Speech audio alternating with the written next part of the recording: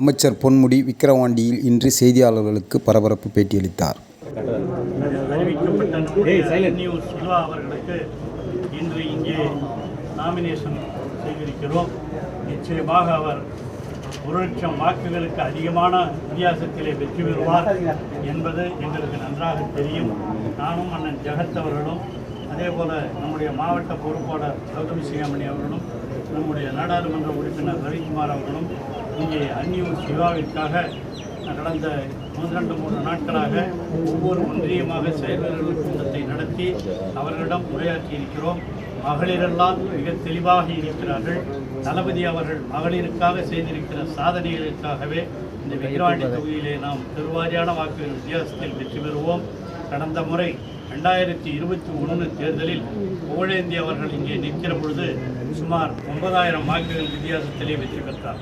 அது என்னன்னு கேட்டிங்கன்னா, 9,000 வாக்கு வித்தியாசத்தில் அவர் வெற்றி பெறும் பொழுது எதிர்த்து நின்றவர் யாருன்னு கேட்டால், எதிர்த்து நின்றவர் அதிமுக, அவருக்கு ஆதரவாக பாமகவுக்கு ஆதரவாக பிஜேபி, இவங்கெல்லாம் 3 பேர் சேர்ந்து நின்று வாங்கின ஓட்டை விட நம்முடைய புகழேந்தி 9,000 வாக்குகள் அதிகமாக பெற்றார்.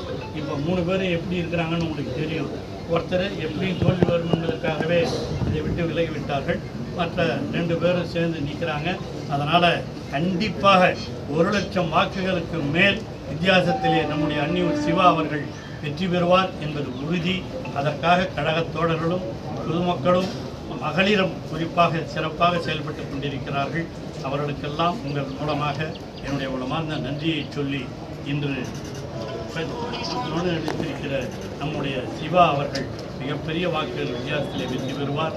அதற்கு நம்முடைய அண்ணன் ஜெகத் அவர்கள் மிகச் சிறப்பாக இந்த களத்திலே எங்கள் இருவரையும் தான் தளபதி அவர்கள் இறக்கி இருக்கிறார்கள்.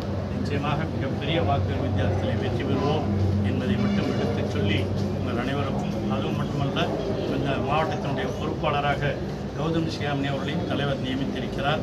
அவர் சந்திக்கிற முதல் தேர்தல். ஆகவே 2 பேருக்கும் இது முதல் என்ற அடிப்படையிலே முதலாவதாக வந்து மிக சிறப்பாக வெற்றி பெறுவார்கள் என்பதில் எந்தவித வேறுபட்ட கருத்துக்களை. நன்றி, வணக்கம்.